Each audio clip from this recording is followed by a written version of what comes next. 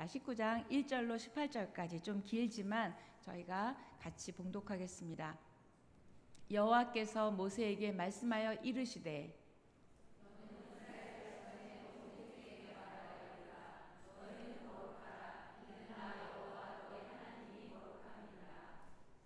너희 각 사람은 부모를 경외하고 나의 안식일을 지키라. 나는 너희의 하나님 여호와이니라.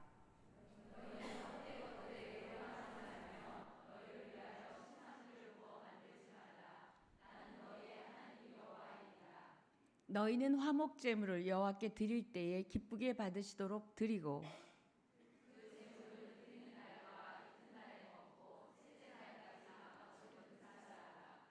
셋째 날에 조금이라도 먹으면 가증한 것이 되어 기쁘게 받으심이 되지 못하고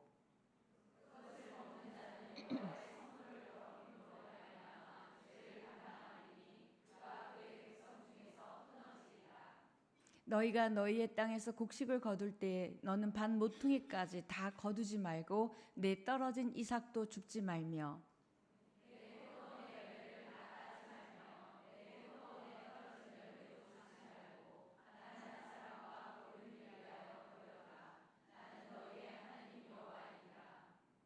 너희는 도둑질하지 말며 속이지 말며 서로 거짓말하지 말며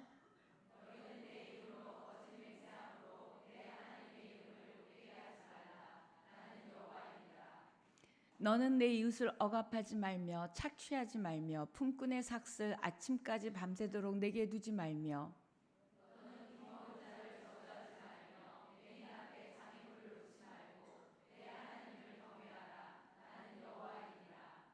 너희는 재판할 때에 불의를 행하지 말며 가난한 자의 편을 들지 말며 세력 있는 자라고 두둔하지 말고 공의로 사람을 재판할지며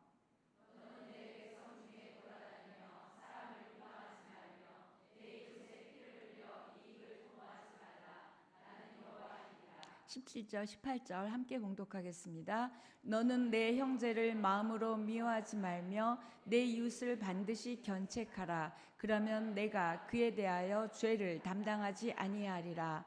원수를 갚지 말며 동포를 원망하지 말며 내 이웃 사랑하기를 내 자신과 같이 사랑하라. 나는 여호와이니라. 아멘. 이 말씀으로 오늘 너희는 거룩하라 명령형으로 되어 있죠. 명령이자 또 우리의 의무이기도 합니다. 또 명령하신 분은 특권이죠. 우리에게 거룩하라고 말할 수 있는 특권이 계신 하나님이세요. 그분에게는 특권, 우리에게는 의무죠. 근데 이 특권을 말씀하시는 이유는 본인이 거룩하기 때문이라고 2절에 얘기했는데 우리 2절만 다시 한번 읽어볼게요. 19장 2절 시작. 너는 이스라엘 자손의 온 회중에게 말하여 이르라. 너희는 거룩하라. 이는 나 여호와 너희 하나님이 거룩함이니라. 하나님께서 거룩하시기 때문에 하나님을 믿는 또 하나님에 의하여 거룩해진 우리들이 거룩해지기를 명령하고 계세요. 그런데 제가 이 레위기 큐티를 하고 또 새벽 설교를 하고 쭉 보면서 저를 포함한 우리 모두가 거룩이라는 단어는 알지만 단어의 뜻도 알죠. 구별됨 뭐 이런 뜻 알죠. 그다음에 뭔가 그런 분위기일 때 우리 굉장히 거룩함 느낀다. 그런 단어의 뜻은 알 수 있지만 우리 삶이 거룩하고는 거리가 멀다는 걸 제가 보게 되는 거예요. 왜냐하면 하나님이 저희가 레위기 19장을 끝까지 다 읽진 않았지만 마지막 절까지 한번 오늘 가서 읽어보시면 굉장히 세부적으로 거룩은 삶이라는 걸 말씀하세요. 우리가 와서 예배드리는 이 예배당도 또 교회도 예배도 거룩이지만 사실은 너희들이 집에 가서 일상의 삶 가운데 거룩하라는 거예요. 근데 우리는 어떻게 보면 실천 없는 말씀, 또 위선, 영적 위선이겠죠. 그다음에 누구나 다 말씀대로 살지는 못하지만 살려고 몸부림치는 그 중심은 우리 하나님이 아실 거예요. 또 하나, 우리의 삶의 순간순간의 기준이 하나님이 아니라 하나님의 말씀이 아니라 내 생각이고 내 기준일 때가 우리가 너무 많은 거예요. 옳다, 그러다도 사실은 하나님 말씀이 아니라 내 생각일 때가 많습니다.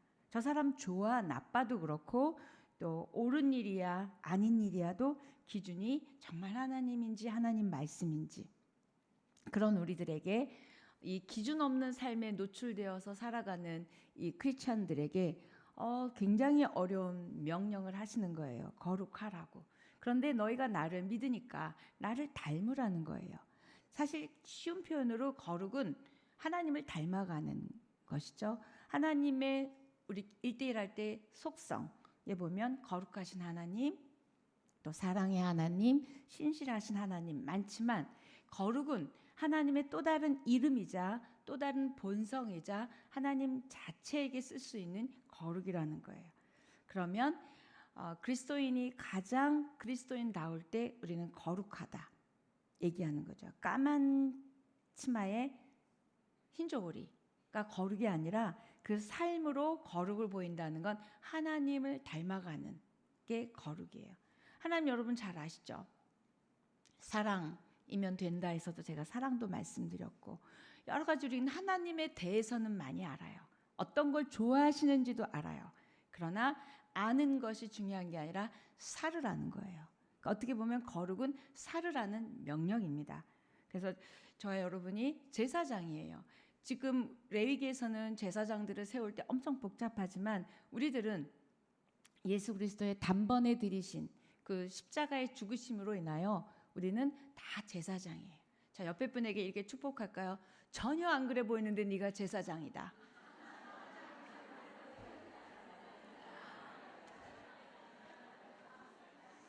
왜냐하면 그분이 이미 제사장 우리 세울 때 보셨죠. 먼저 레위기 8장에 씻기셨죠. 그 다음에 제사장 옷을 입히셨죠. 그 다음에 기름을 부어주셨어요. 기름을 발라주셨어요. 이 세 가지를 우리 주님이 하셨어요. 우리를 십자가의 보혈로 씻어주셨어요. 그 다음에 그리스도의 의의 옷을 입혀주셨어요. 그 다음에 성령으로 우리를 날마다 기름 부어주세요. 그리고 우리는 이제는 그 제사장이 구약에서 제사장이 지금 우리는 만인 제사장설이라 그래가지고 저와 여러분이 예수 그리스도의 그 죽으심으로 인해서 우리는 다 제사장이라는 거예요. 그러면 이 제사장 된 우리가 옷도 입었고 씻겼고 그 다음에 성령도 알고 성령으로 행하기도 하고 성령을 구하기도 하는 그 우리가 마지막 결론 같은 건 뭐냐면 이제는 살으라는 거예요. 어떻게? 제사장답게 살으라는데 그게 바로 거룩하라는 거예요. 자, 출애굽기 19장 6절 보면 정말 우리가 그런 거룩한 자인지, 자 19장 6절 시작. 거룩한 백성이 되리라. 너는 이 말을 이스라엘 자손에게 전할지니라. 네, 이래서 우리는 거룩한 백성이, 구약에서는 이래서 거룩한 백성이고 신약에서는 예수 그리스도로 인해서 거룩한 백성이 됐지만 내가 정말 거룩한 삶을 살려는 의지도 없고 결단도 없으면서 나는 거룩한 하나님의 자녀야, 나는 거룩한 하나님의 백성이야, 나는 거룩한 제사장이야 라고 착각하고 있는 게 우리라는 거예요. 그래서 하나님의 명령이자 우리의 사명, 그분의 특권이자 우리의 의무는 거룩이라는 거예요. 정말 나는 거룩이 뭘까? 사랑이 무엇인지 물으신다면 뜻이 쫙 있죠. 거룩이 무엇인지 물으신다면 여러분은 뭐라고 대답하겠어요? 언어적 의미, 사전에 있는 뜻을 말씀하시겠어요? 아니면 여러분은 거룩을 무엇이라고 설명할 수 있는지, 답할 수 있는지요? 제일 좋은 답은 나를 봐라. 내 삶을 봐라. 내가 구별되어 산다면 이게 거룩이다 라고 말할 수 있으면 얼마나 좋겠어요. 그런데 그냥 거룩이 뭐냐고 물으면 저는 거룩은 하나님다움이라고 생각해요. 하나님에게 붙일 수 있는 하나님다우심이 거룩인데 그 엄청난 그 하나님다우심을 우리에게 명령하시는 거예요. 왜요? 우리가 그렇게 이미 거룩하게도 됐지만 거룩할 수 있는 것이 우리 안에 있다는 거예요. 두 번째, 거룩이 만약에 또 뭐냐고 물으면 하나님의 이름이자 하나님의 능력이자 하나님다움이자 하나님 전부 하나님. 그래서 우리가 이사야 6장에 보면 거룩하다 거룩하다 거룩하다 그랬죠? 그거는 결국 하나님답다 하나님답다 하나님답다예요. 그럼 우리 보고 거룩하라는 명령은 하나님답게 하나님답게 하나님답게. 신약의 시대를 살고 있는 우리는 예수 그리스도답게 예수 그리스도답게 예수 그리스도답게 살아가는 게 거룩한 삶이라는 거예요. 쉽지 않죠. 그래서 이스라엘 사람들에게 거룩하다 얘기했고 또 하나는 소명이기도 했지만 결국 그 얘기는 쉬운 표현으로 말하면 하나님을 보여주라는 거예요. 너를 통해서 너의 삶을 통해서 너의 말을 통해서 너의 선택을 통해서 하나님을 보여줘라. 이게 우리가 하나님의 에이전트, 하나님이 천국에 본부가 있다면 각 교회가 지사겠죠. 그 다음에 그 지사에서 움직이는 직원들이 있을 거 아니에요. 우리예요. 결국은 본부에서 내리는 게 뭐냐면 보이는 거예요. 거룩한 삶으로 하나님을 보여라. 저와 여러분은 하나님의 에이전트, 하나님의 대리인입니다. 다시 말하면 하나님의 광고판인 거예요. 여러분이 막 다니시는 건 하나님을 막 보이고 광고하고 다니는 거예요. 그래서 나를 통해서 하나님의 이름이 실추되기도 하고 또 교회를 통해서 실추되기도 하고 또 목사를 통해서 실추되기도 하고. 그런데 우리가 뭐 교회나 목사는 떠나서 크리스찬으로 나 한 사람을 먼저 보자는 거예요. 자, 그래서 그 19장은 결론같이 굉장히 세부적으로 읽다 보면 이거 십계명이 또 나오네 할 만큼 십계명에서 말씀하신 게 그대로 되어 있고요. 모세 오경 중에 레위기가 가운데 있습니다. 그리고 이 레위기 중에서도 가운데가 거의 중심이 19장이에요. 근데 그걸 한 단어로 말하면 거룩이에요. 보통 우리는 레위기를 레위기 내 위기가 왔다. 성경을 읽는데 내 위기다가 레위기입니다. 그런데 그게 아니라 진짜 레위기는 예수 그리스도의 보혈, 그 다음에 십자가 은혜, 다시 한번 우리가 크리스찬 됐다는 게 얼마나 대단한 건지, 얼마나 놀라운 사랑을 받은 건지를 알 뿐만 아니라 하나님의 구체적인 사랑을 느낄 수 있어요. 아기 낳고 2주 정결례, 뭘 먹어라 먹지 마라 쪼잔한 하나님, 그냥 그런 것까지 막 시시콜콜 얘기하는 거예요. 왜요? 하나님의 이 자녀들이 이 거룩에서 멀어져서 거룩하신 하나님 앞에 있지 못하게 될까 봐 하나님 먼저 염려하시는 거예요. 그래서 19장에 보면 18장, 19장, 20장을 거의 한 묶음으로 보는데 거기 18, 19, 20장에서 주로 많이 나오는 단어가 나 여호와, 나 여호와 굉장히 강조하는 거예요. 나 여호와가 말한다. 나 여호와가 말한다. 또는 나 여호와는 너희 하나님이다. 이거는 거의 한 절 건너마다 있어요. 제가 한번 불러보면 2절, 3절, 4절, 10절, 25절, 31절, 34절, 36절 19장에만 이렇게 많이 나 여호와는 너희 하나님이다. 나 여호와. 이 너희 하나님이 말하는 거다. 이걸 잊어버릴만 하면 또 얘기하시고 또 얘기하시는 거예요. 그게 19장 결론 같은 말씀인데요. 나는 여호와다. 나는 하나님이다. 이 하나님이 너에게 명령한다, 부탁한다. 그 중에서도 레위기 19장이 중요한데 그 중에서도 어떻게 보면 성경 전체에서 가장 중요한 장이 19장일 수 있어요. 레위기 19장. 왜요? 신약에 보면 하나님을 사랑하고 이웃을 사랑하라가 가장 큰 계명이죠. 그 가장 큰 계명이 시작이 레위기 19장에 있어요. 결론 19장 18절에 보면 하나님을 사랑하고 이웃을 내 몸처럼 사랑하래요. 이게 성경의 결론이고 레위기의 결론이고 어떻게 보면 성경 전체에서 가장 중요한 장이 19장일 수도 있는 이유는 레위기 지나서 신약에 가면 이웃을 사랑해라, 하나님을 사랑해라가 결론인데 이 얘기가 마태복음, 마가복음, 누가복음 다 나오고 로마서 나오고 뭐 다 나옵니다.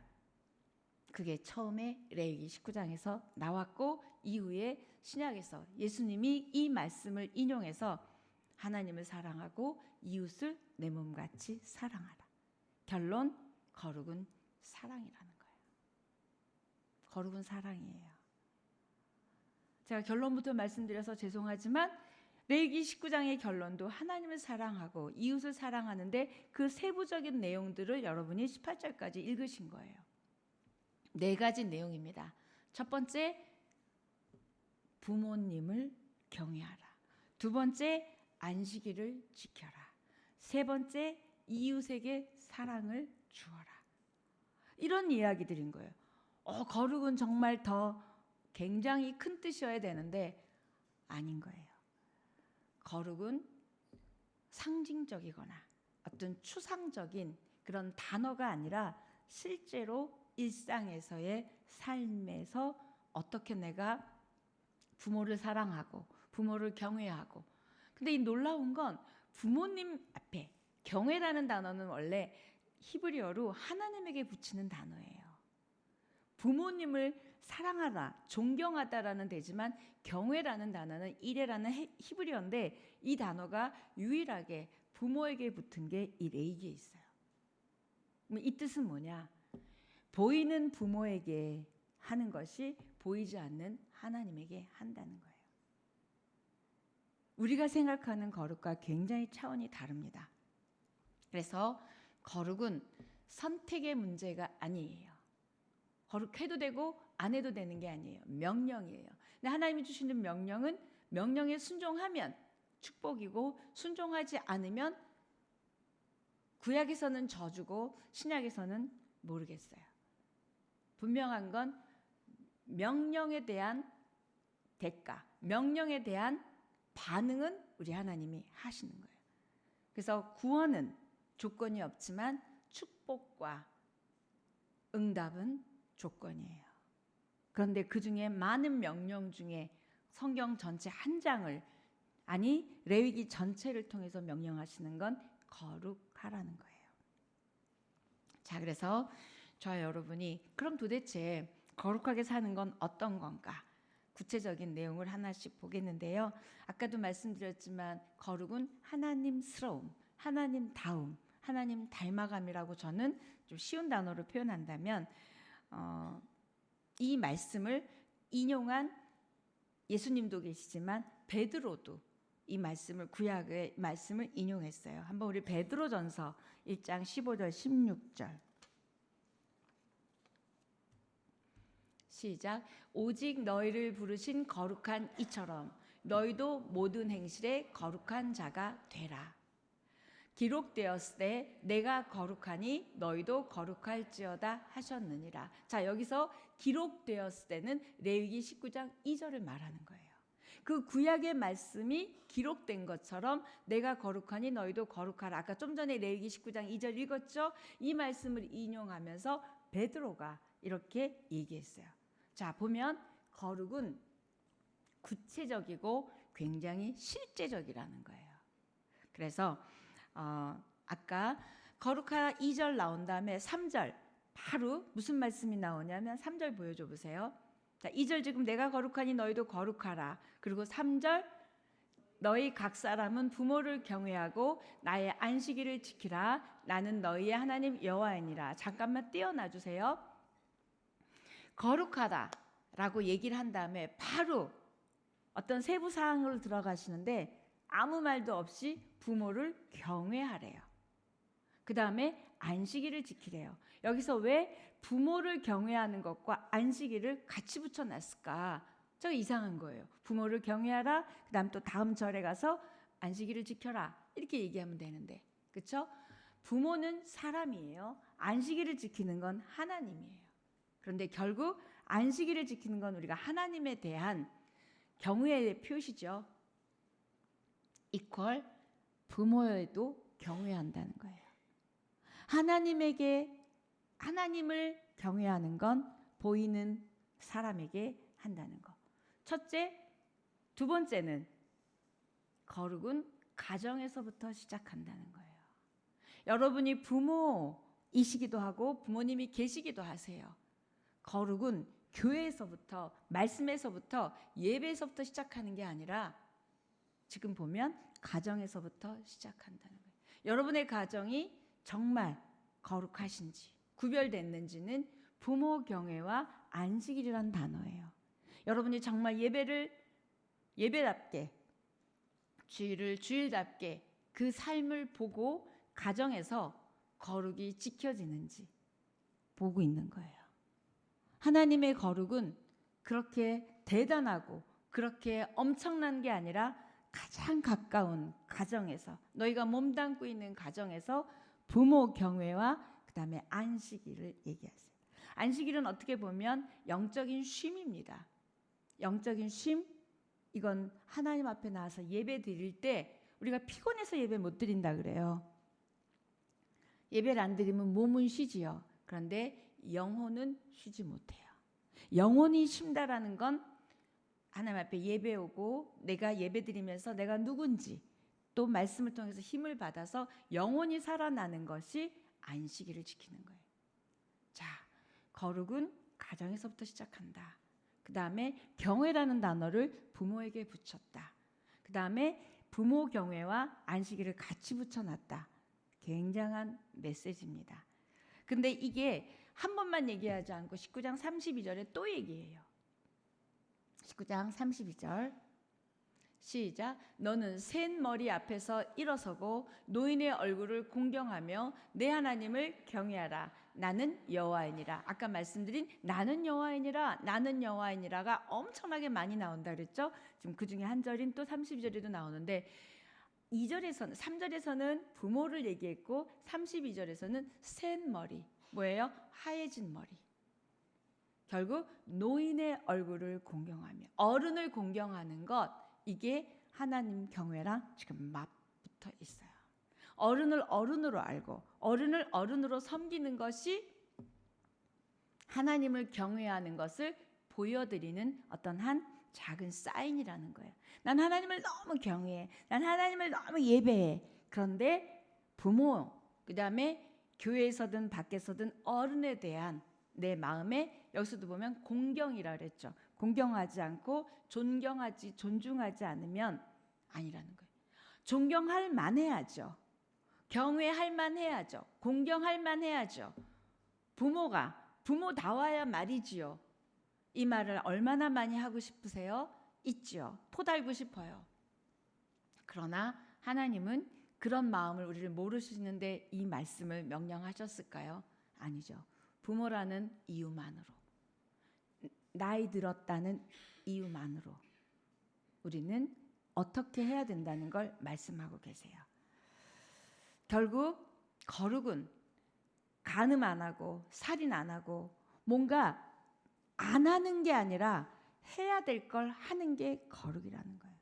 우리는 당연히 모두 안 하고 나는 도둑질도 안 해, 나는 간음도 안 해, 나는 모두 안 해. 맞습니다. 그것도 중요하지만 2절, 3절 딱 보면 마땅히 해야 될 걸 하는 게 경외라는 거예요.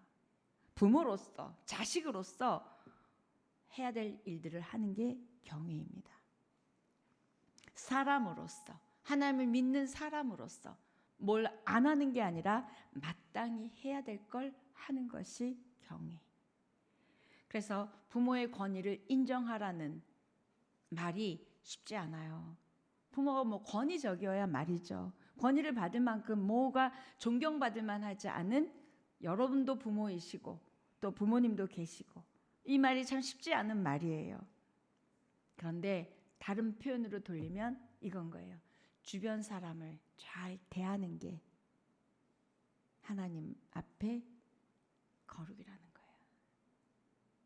내 부모든 남의 부모든 옆에 있는 사람들에게 잘 대하는 것.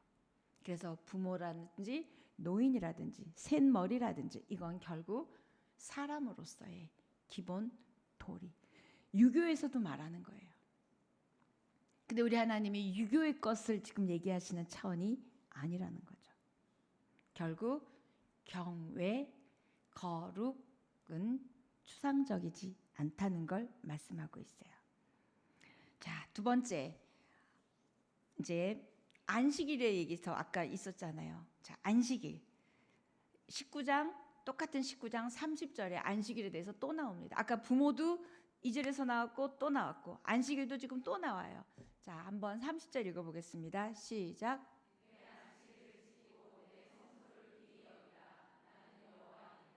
아멘. 결국 뭐냐면 안식일을 잘 지켜서 교회에 오는 것뿐만 아니라 성소, 하나님이 계신 교회, 성전을 귀히 여기라 이 얘기하는 거예요. 이게 거룩이래요. 주일을 다음 주일도 있는데 교회 온누리 교회만 있나? 우리가 얼마든지 합리화시킬 수 있고 될 이야기들이 많아요. 그런데 출애굽기 31장 13절 우리의 안식일에 대한 생각을 이렇게 말씀하세요. 출애굽기 시작.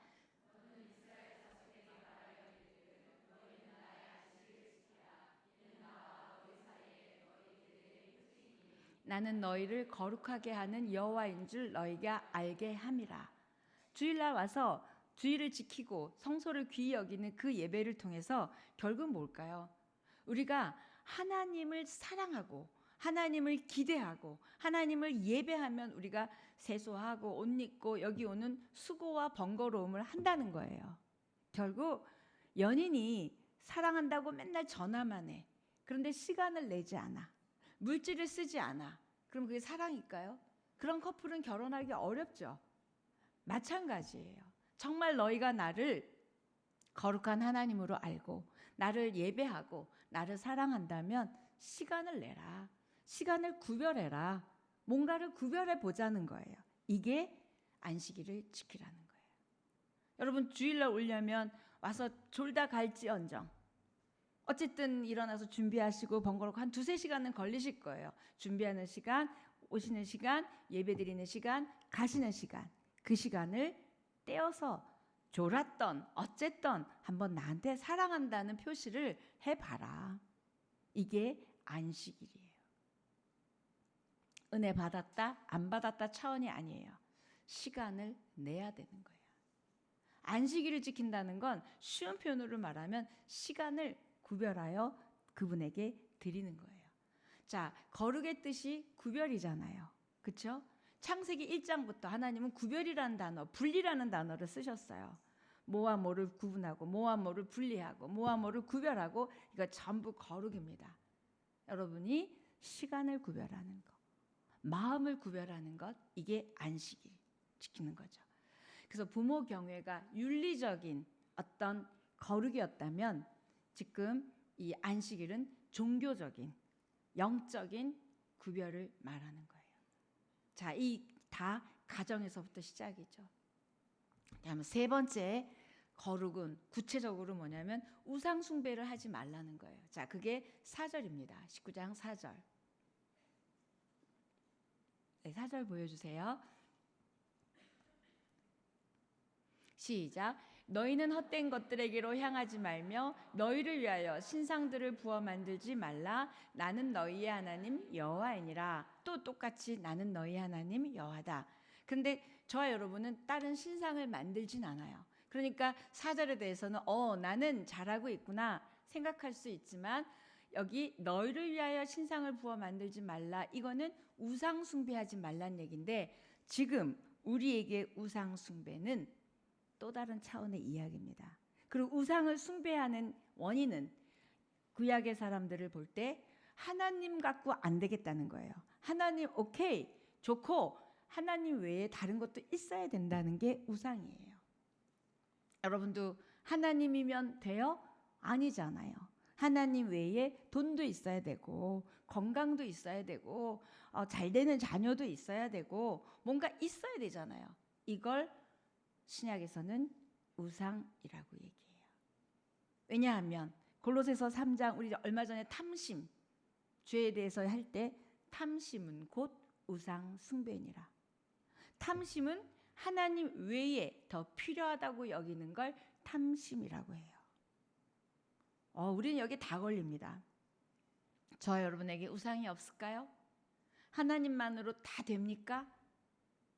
그렇다면 여러분은 이 첫 번째 부모 공경, 두 번째 안식일 다 통과했다면 세 번째 우상 숭배도 통과하시는 거예요.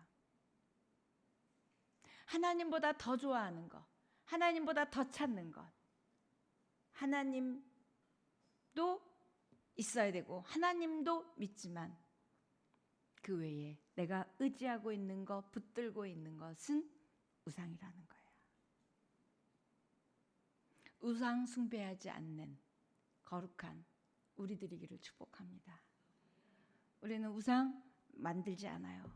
그러나 내 마음은, 내 중심은 내가 알아요. 여러분, 하나님보다 더 중요한 게 뭐가 있으세요?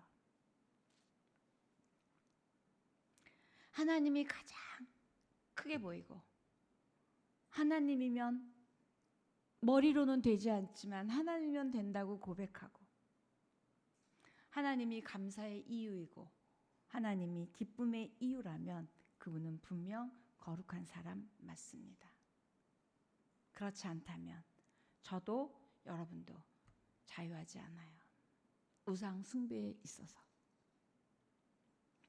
그래서 세 번째는 우상 숭배를 말씀하세요. 네 번째, 이웃 사랑입니다.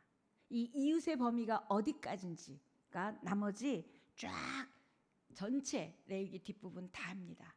근데 그 중에서도 결론은 레위기 19장 18절 보여주세요. 시작. 원수를 갚지 말며 동포를 원망하지 말며 내 이웃 사랑하기를 내 자신과 같이 사랑하라. 나는 여호와니라. 네.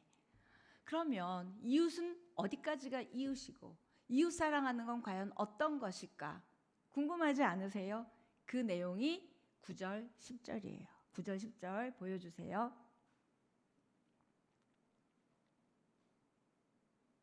시작. 너희가 너희의 땅에서 곡식을 거둘 때에 너는 밭 모퉁이까지 다 거두지 말고 내 떨어진 이삭도 줍지 말며 내 포도원의 열매를 다 따지 말며 내 포도원에 떨어진 열매도 줍지 말고 가난한 사람과 거류민을 위하여 버려두라. 나는 너희의 하나님 여호와이니라.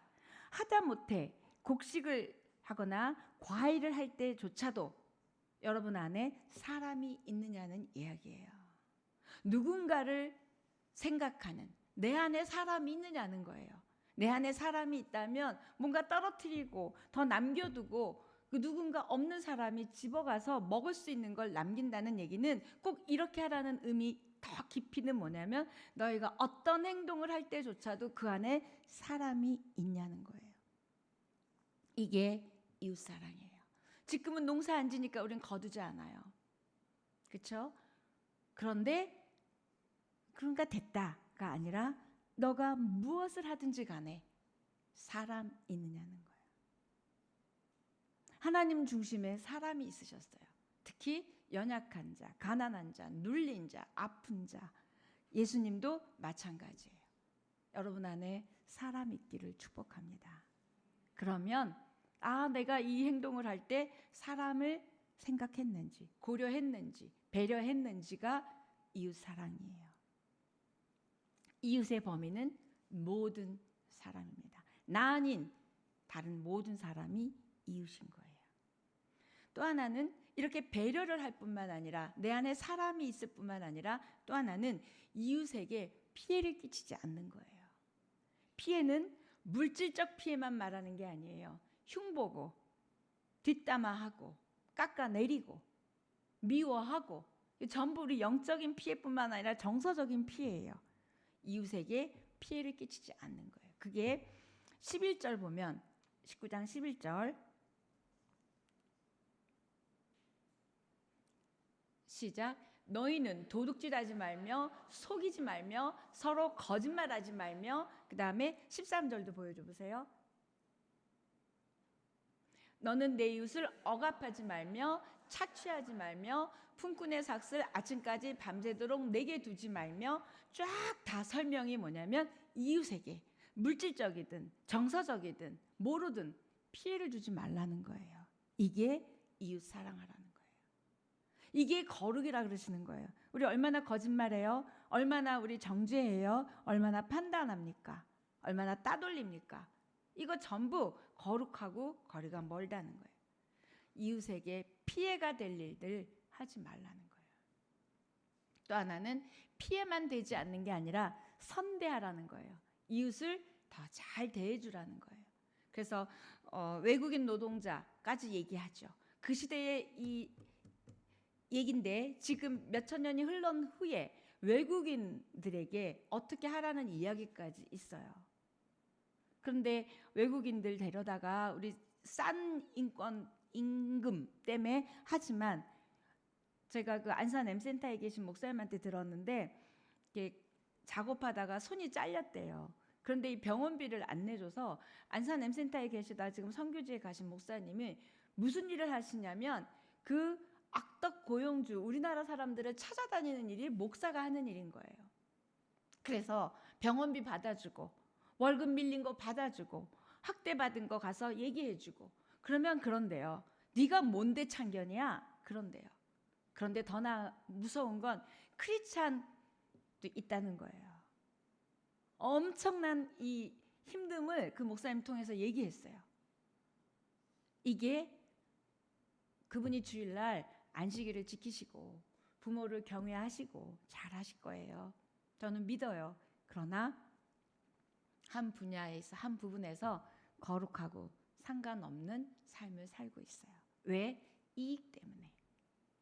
지금 이 거룩에서는 내 이익을 위해서 다른 사람의 이익을 감하게 하지 말라는 거예요. 그래서 나온 게 화목제가 나오잖아요. 그래서 생뚱맞게 지금 레위기 19장의 거룩을 얘기하시는데 앞에서 말했던 5가지 제사를 얘기하면서 특히 다른 제사는 얘기 안 하는데 왜 화목제물 이야기를 하냐고요. 다른 제사는 다 드리고 끝이에요. 그런데 화목제는 여러분 요새 큐티에서 아시겠지만 내가 가져가는 거예요. 내가 가져가서 그날 다 먹어야 되기 때문에 못 먹어요. 그러니까 이웃을 불러서 나누는 거예요. 송아지를 잡았다. 그래서 내가 너무 아까워. 그래서 쟁여놨다. 그거 먹으면 제사 안 받았다. 안 받을 뿐만 아니라 도리어 화가 되는 거예요. 이건 뭐죠? 이웃에 대한 사랑과 나눔과 배려와 섬김이에요. 그래서 지금 19장의 5가지 제사 중에서도 화목 제물에 대해서 이야기하시는 건 거룩은 이렇게 나누고 섬기고 함께 하는 거라는 거예요. 여러분 아깝잖아요. 내 거 아깝지 않은 사람이 어디 있겠어요. 그렇죠? 그래서 아까워서 어떻게 보면 제가 구약에 살았다면 화목제물은 안 드리고 싶었을 것 같아요. 굳이 화목제물 드려서 이 송아지 한 마리 잡아서 온 동네 잔치 퍼주는 것 같잖아요. 여러분은 어떠세요? 제가 이렇게 얘기하면 우리 딸이 설교를 몇 주 듣더니 엄마를 깎아내리는 얘기는 하지 말라고 그렇게 얘기했지만 글쎄요. 제 기본적인 저 본심을 보면 그러지 않았을까. 나머지 제사 잘 드렸으니까. 왜? 화목제는 의무가 아니었거든요. 자원해서 너무 감사해서 너무 기뻐서 또는 내가 하나님 앞에 서원하고 싶어서 드리는 제사인데 아니 내가 그냥 마음으로 서원하지 마음으로 기뻐하지 마음으로 감사하면 되지. 여러분 교사하시거나 성가대 하실 때 여러분 좋은 일 있을 때 왜 떡을 나누고 왜 한턱 쏩니까? 안 하셔도 되죠. 하나님 앞에 감사하면 되는데 이런 거예요. 같이 나누는 거예요. 그걸 보시고 하나님 너무 좋으신 거예요. 여러분의 자녀들이 시집장가 보냈는데 걔네들끼리 서로 사랑하고 서로 나누고 언니 집에 걸 동생 집이 언니 막 이러면 여러분 얼마나 좋으시겠어요. 한 애는 너무 잘 사는데 한 애는 어려워. 근데 이 잘 사는 애가 얘를 안 돌보면 어떻게 하겠어요. 될 거니까 줘라 할 수도 없지만 어쨌든 속상하실 것 같아요. 하나님 마음인 거예요. 그렇게 서로 나누고 사랑하고 굳이 안 해도 되는 일을 굳이 안 줘도 되는 것들을 주고 이러는 것들을 거룩이라는 거예요. 근데 인간은 강한 사람에게는 약하고 약한 사람에게는 함부로 대하고 또는 약한 사람에게는 강합니다. 여러분 어떠세요? 그렇죠? 제가 이 얘기는 베이비 박스 하시는 목사님에게 들었어요. 이 베이비 박스가 저쪽 난곡 쪽에 있어요. 근데 이 센터를 짓고 싶으셔서 어디에다 땅을 매입하셨는데 그 곳에 주민들이 엄청난 데모를 하고 못 세워지게 하는 거예요. 그분의 꿈은 베이비 박스뿐만이 아니라 이 버려지는 아이들만 돌보는 게 아니라 장애인들을 돌보고 장애인들이 머물 수 있는 그래서 그 목사님 집에 장애인들이 살고 있거든요. 그래서 이 베이비 애들도 어려운데 이 장애인들을 데리고 있는데 좋은 시설에서 하고 싶은 거예요. 그래서 예산도 받고 뭐 다 됐어 했어요. 헌금도 들어오고. 그런데 데모가 너무 심한 거예요. 왜? 장애인 센터가 들어오면 땅값이 떨어진다는 거예요. 집값이 떨어진다는 거예요. 거기에 분명히 데모하는 사람들 중에 크리스찬도 있을 거예요. 이게 거룩과 상관없다는 일이에요. 분명히 주일도 잘 지키고 하나님 앞에 예배로 믿음으로 나아갈 거예요. 여러분은 혹시 어떠신지요? 내 이익을, 내 경제적 손실을 하나님의 거룩이라는 이름으로 한번 바라보시고 평가하시고 선택하실 때 하나님 그걸 거룩이라고 하시는 거예요. 그러면서 맨날 손해만 보기를 원하실까요? 손해 보라고 이러실까요? 그 이후에 손해에 대한 배상, 보상, 축복은 그분 안에 있다고 저는 생각해요. 아멘. 크리스찬이 맨날 지고 맨날 못 살고 맨날 퍼주기만 하고 그러라고 이 명령을 하시지 않는다는 거예요. 명령 뒤에는 반드시 축복이 있습니다. 우리가 생각하는 거룩과 우리가 생각하는 경건과 너무 다르죠. 야고보서는 경건을 이렇게 얘기합니다. 야고보서 1장 27절. 시작. 하나님 아버지 앞에서 정결하고 더러움이 없는 경건은 곧 고아와 가부를 그 환난 중에 돌보고 또 자기를 지켜 세속에 물들지 아니하는 그것이니라. 네, 우리가 생각하는 거룩, 우리가 생각하는 경건, 우리가 생각하는 경외하고는 참 다르죠. 결국 거룩한 자는 삶의 매 순간 드러나야 한다는 이야기를 하고 있으세요. 그 다음 더 뭉뚱그리면 네 안에 사람 있느냐는 거예요. 네 안에 사람 있냐? 여러분 안에 하나님만 계세요? 여러분 안에 사람이 있고 사람에 대한 배려와 사랑을 거룩이라고 하세요. 그런데 내 몸같이 사랑하래요. 이건 불가능한 일을 부탁하시는 거예요. 결국 거룩은 내 본능을 넘어가는 겁니다. 내 본능대로 해서는 내 몸같이 사랑할 수가 없어요. 결국 거룩은 우리의 본능을 넘어가는 하나님 때문에, 하나님 말씀 때문에, 하나님이 이렇게 하라고 하셨기 때문에 그 본능을 넘어가는 사랑, 그 이웃 사랑을 거룩이라고 하나님은 여기신다는 거예요. 그 다음 쭉 보면 장애인을 괴롭히지 마라, 여자들을 성적으로 학대하지 마라, 굉장히 자세한 내용들이 쭉 있습니다. 그건 읽어보시면 돼요. 결국 거룩은 신부님, 수녀님, 스님처럼 따로 가정에서 떠나서 돌을 닦고 그 안에 갇혀 있으면서 자기가 믿는 대상을 향하여 시간을 내어 거룩하다고 하는 게 아니라는 거예요. 삶 속에서 지금 말한 야고보서에서 세속에서 세상에서 한가운데서 중심에서 다르게 사랑하고 다르게 말하고 다르게 손해보고 다르게 나누라는 거예요. 이게 거룩입니다. 왜 신부님들은 보고 거룩하다. 또 수녀님들을 보면 거룩해 보인다. 목사는 여러분하고 똑같이 옷 입고 똑같이 세상 속에서 부대끼고 있기 때문에 전혀 거룩해 보이지 않아요. 그 안에 들어가 있으면 누구든지 할 수 있습니다. 이 속에서 세상에서 왜 제자들에게 부활하신 다음에 갈릴리로 가라 그러셨을까요? 갈릴리는 그들이 업으로 있던 그 때로 다시 돌아가라는 거예요. 네 삶 가운데 가서 나를 만난 그 삶으로 살아내라는 거예요. 여러분, 교회 안에서 거룩하고 존경받는 어른으로 닮고 싶은 어른으로 존재하는 것도 너무 중요하지만 여러분의 가정에서 일상에서 구별되어진 여러분의 생각, 언어, 선택, 예배, 안식일, 부모, 이웃, 사람 이런 단어들이 여러분 안에서 드러나는 것을 거룩이라고 말씀하고 계세요. 레위기는 이렇게 아주 심플한 결론이에요. 다르게 살으라는 거예요. 그런데 다르게 사는 것 어려운 부탁입니다. 부모 쉽지 않죠. 안식일 쉽지 않아요. 주일날 몸만 오는 거 얼마든지 올 수 있어요. 정말 내가 하나님 안에서 기뻐하고 하나님 안에서 내가 안식을, 쉼을 누리는지. 그 다음 이웃, 내가 어떻게 하는지. 손해보면 죽어도 못 견디는 그런 성격인지, 아니면 뭔가 내 거를 나누고 섬기고 베푸는지.